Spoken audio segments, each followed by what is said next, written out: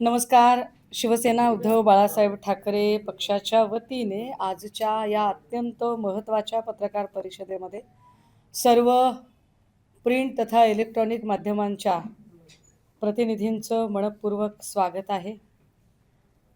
ही पत्रकार परिषद मी सुरू करण्याच्या आधी अत्यंत जबाबदारीने 2 मुद्दे सांगितले पाहिजेत. ही पत्रकार परिषद मी राजकीय पक्षांच्या पलीकडे जाऊन करत आहे. अ, कारण ही पत्रकार परिषद ही मला असं वाटतं, की महाराष्ट्राच्या भविष्याशी संबंधित आहे आणि ती महत्त्वाची आहे.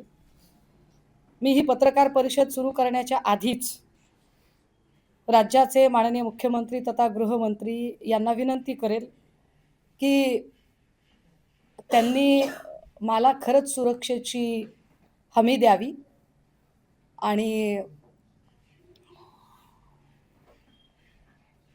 ते या विषयावर कुठलंही सत्तेचं राजकारण बाजूला ठेवून माझ्या सोबत त्यांची बहीण म्हणून नसेल, पण महाराष्ट्राची नागरिक म्हणून ज्या नागरिकांची हमी त्यांनी घेतलेली आहे, ती नागरिक म्हणून ते उभे राहतील अशी माझी मुख्यमंत्र्यांकडून अपेक्षा आहे.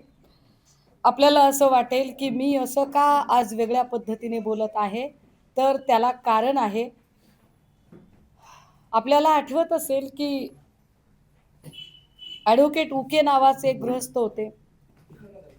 त्यांनी काही भूमिका मांडा त्यांनी काही भूमिका मांडायचा प्रयत्न केला होता आणि त्यानंतर उके यांच्यावर काय पद्धतीच्या रेड पडल्या. अर्थात माझ्यावर रेड टाकायला आहेच क्या अपने पास. पण ह्या सगळ्या शक्यतांचा मी विचार करते, की मला काय काय पद्धतीने त्रास दिला जाऊ शकतो. मला याची कल्पना आहे, की अशाच पद्धतीने नवाब मलिकजी यांनी काही मुद्दे समोर आणले होते. नंतर नवाब मलिकजींच्या सोबत काय झालं हे उभ्या महाराष्ट्राने बघितलेलं आहे. आणि उभ्या महाराष्ट्राने नवाब मलिकजींच्या अगदी 85% किडनी डॅमेज होईपर्यंत, त्यांच्या लिव्हरला प्रॉब्लेम होईपर्यंत आणि नंतरचा सगळा पट आपल्या सगळ्यांना कल्पना आहे. त्यामुळे हे सुरक्षेचे 2-3 मुद्दे मांडले. यानंतर जरा महत्त्वाच्या विषयाकडे येते. साधारणतः 13 तारखेला सकाळी म्हणजे भल्या पहाटे सावरीमध्ये एक मोठी ड्रगच्या संदर्भाने कारवाई झाली. ही कारवाई होताना मी आपल्याला सांगितलं पाहिजे, की साधारण 3 कारवाया त्याच्या आधी सलगपणे झालेल्या आहेत. याच्यामध्ये 11 तारखेला जी कारवाई झाली होती ती एकाच वेळेला वर्धा आणि मुलुंड या ठिकाणी झाली होती. मुलुंडला जी कारवाई झाली त्यातनं जे काही धागेदोरे मिळाले त्या धागेदोरे घेऊन पुढे पुण्याला कारवाई झाली. पुण्यामध्ये राष्ट्रवादी काँग्रेस अजित पवारजी यांच्या पक्षाचा पदाधिकारी असणारा विशाल मोरे याला ताब्यात घेतलं गेलं. माझ्या माहितीप्रमाणे विशाल मोरेला अजून त्याचा जामीन झालेला नाही, तो आत आहे आणि विशाल मोरेची चौकशी सुरू झाली. विशाल मोरेकडून काही माहिती मिळाली आणि विशाल मोरेच्या माहितीच्या आधारे एक दुसरी कारवाई झाली. ती कारवाई होती सावरीमधली. सावरी हे गाव साताऱ्यापासून 40 किलोमीटर अंतरावरचं हे गाव आहे. सावरी गाव हे बामनोलीच्या जवळ असणारं गाव आहे. या गावाच्या संबंधाने मी जरा गावाचे लोकेशन आधी आपल्याला दाखवलं पाहिजे. अर्थात हे आपण टीव्हीला वगैरे बघितलेलं आहे लोकेशन. हा पूर्ण मावशीचा परिसर आहे सातारा जिल्ह्यातला. या परिसरामध्ये एक भाग आहे.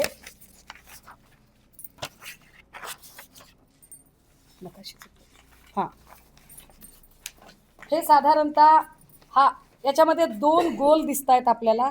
या 2 गोलचा अर्थ काय तो मी सांगेन, पण आधी मी हा फोटो आपल्याला दाखवला पाहिजे.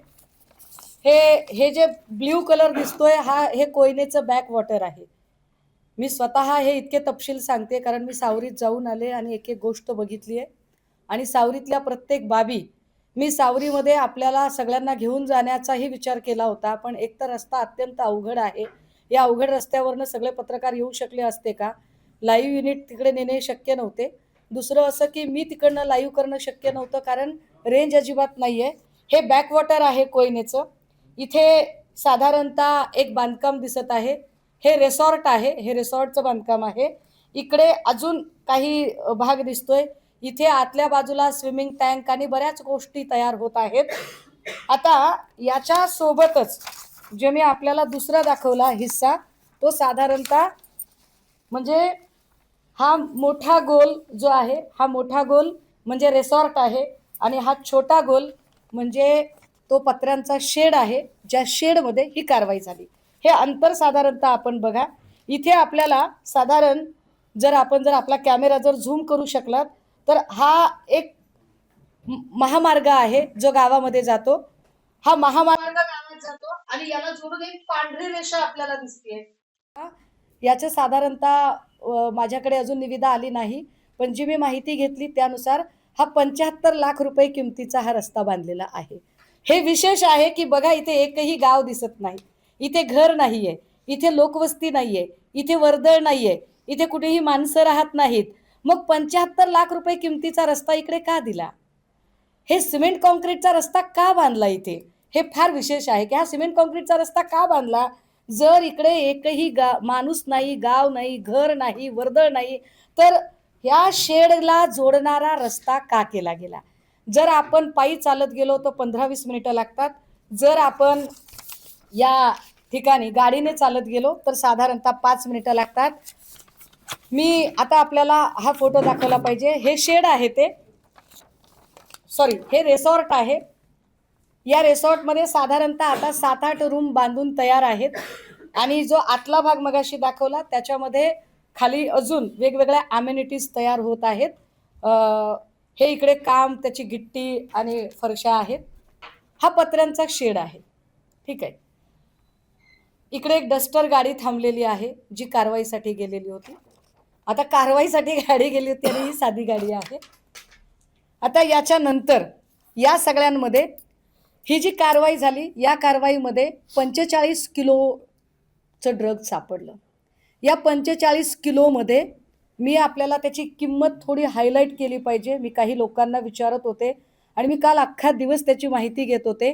52 साधारणतः 52 ग्रॅम जर ड्रग्ज घ्यायचा असेल तर 52 ग्रॅम ड्रग्जला 10 लाख रुपये लागतात. 52 ग्रॅम ड्रग्जला जर 10 लाख रुपये लागतात तर 45 किलो ड्रग्जला किती? तर ते साधारणतः 115 कोटी रुपये होतात. 115 कोटी रुपयाचं ड्रग्ज या ठिकाणी सापडलं आणि ही बातमी फारशी काही हायलाईट होत नाही, हे विशेष. बरं, आता ही माहिती मी तुम्हाला देते, ही इंटर रिलेट कशी होते बरं? तर मी सांगितलं पाहिजे की हे रिसॉर्ट कुणाच्या मालकीचं आहे. हे रिसॉर्ट साधारण प्रकाश शिंदे या व्यक्तीच्या मालकीचा आहे. प्रकाश शिंदे कोण आहेत? प्रकाश शिंदेंचा काय संबंध आहे आणि प्रकाश शिंदे इकडे का गेले होते?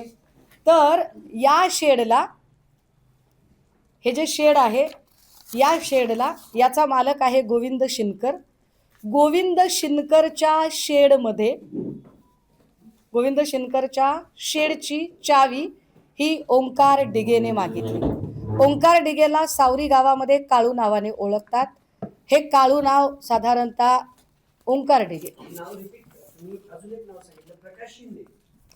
प्रकाश शिंदेचं हे रिसॉर्ट आहे. हा जो शेड आहे, हा शेड हा गोविंद शिनकर आहे.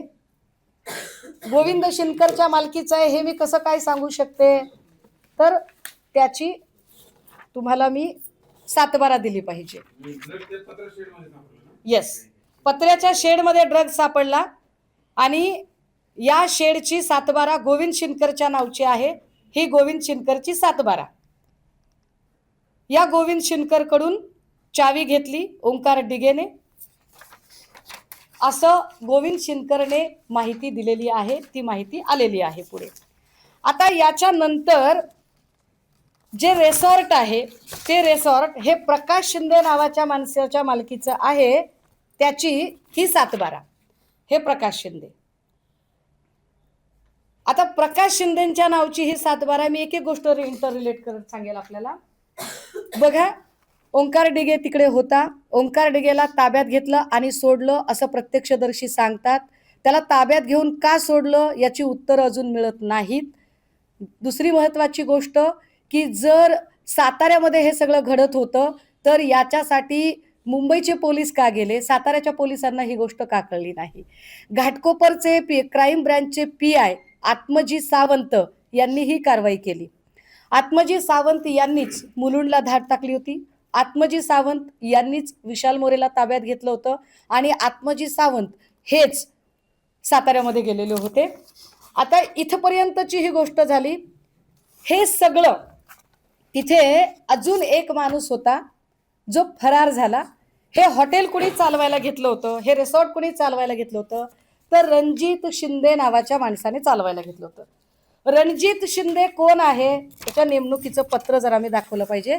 हा रणजित शिंदे हा एकनाथ शिंदे साहेबांच्या गटाचा, कारण ओरिजिनल शिवसेना आम्हीच आहोत, हा एकनाथ शिंदे साहेबांच्या गटाचा हा युवा सेनेचा तालुका प्रमुख आहे. त्याचे हे नियुक्तीपत्र आहे.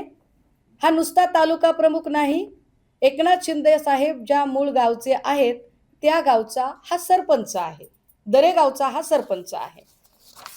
मी खुलासे अजून करत जाईन. मी म्हणून म्हटलं की माननीय मुख्यमंत्र्यांनी मला सुरक्षा दिली पाहिजे.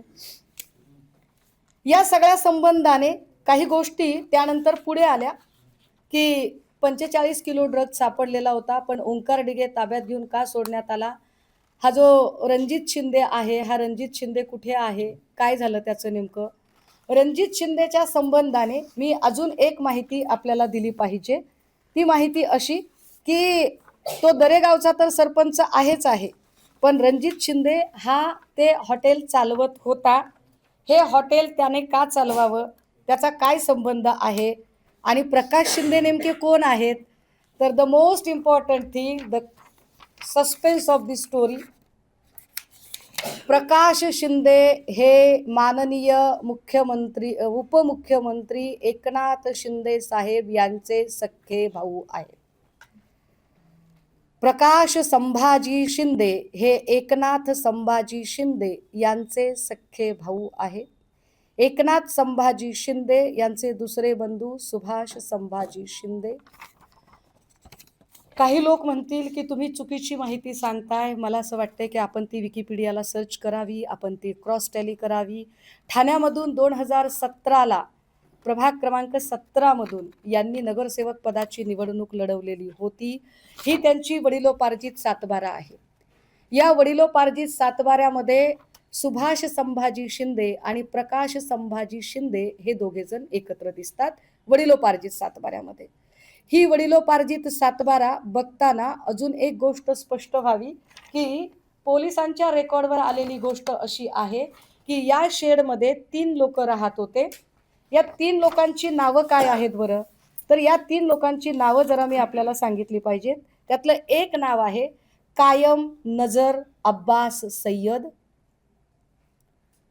दुसरं नाव आहे हबीजुल फक्रुल इस्लम, राहणार लहरीघाट पोस्ट सेतू याकडी, जिल्हा मोरीगाव, आसाम. आणि तिसरं नाव आहे राजीकुल खलीलुल रहमान. आता ही 3 माणसं या शेडमध्ये कशी आली, आसामहून इकडे कशी आली, कुणी आणलं असेल बरं त्यांना इकडे? ह्या सगळ्यांची उत्तरं शोधली पाहिजेत कुणीतरी. 45 किलो ड्रग्ज नुसतं तिथे सापडलं म्हणजे खूप सारे ड्रग्ज असेल. कुणी आणलं त्यांना? याच्यातले काही बांगलादेशी आहेत असं म्हटलं जातंय. बांगलादेशी आलेत, अहो एरवी शोधून शोधून काढतात. मग आता किरीट सोमय्या, राणा राणे, कंगना रनौत, वेर आर दे? हे सगळे लोक कुठे आहेत? ते का प्रश्न उपस्थित करत नाहीयेत की ही 3 लोक इथे का आली? बरं ही 3 लोक कसलं काम करत होती? ही लोक कसं हा याचा एकाचा पत्ता आसामचा आहे. काल हर्षवर्धनजी सपकाळ साहेब यांनी असं म्हटलंय की हे बांगलादेशी आहेत. हे बांगलादेशी आहेत की नाही हे अजून पोलीस स्पष्टपणे सांगू शकतील. पण अतिशय महत्वाची आणि स्फोटक गोष्ट ही आहे की या संबंधाने तुषार दोशींनी काही बातमी लपवलेली आहे, काही माहिती लपवलेली आहे. माहिती काय लपवली आहे तुषार दोशींनी? तुषार दोशींनी ही माहिती लपवली की प्रकाश शिंदे नेमका कोण आहे. तर प्रकाश शिंदेचा संबंध काय? तर पोलिसांनी जी माहिती दिली होती आणि पोलिसांनी जे म्हटलं होतं आणि ज्याच्यानुसार अनेक ठिकाणी बातम्या आलेल्या आहेत, हे मी सांगितलं पाहिजे आवर्जून. कारण मी ड्रगच्या रॅकेटवर गेली 3 वर्ष काम करते आणि 3 वर्ष काम करताना शंभूराज देसाईंनी माझ्यावर अब्रू नुकसानीची केस वीस टाकायची भाषा केली. मी घाबरत नाही तुमच्या केसेसना, कारण प्रश्न इथल्या युवा पिढीच्या भविष्याचा आहे.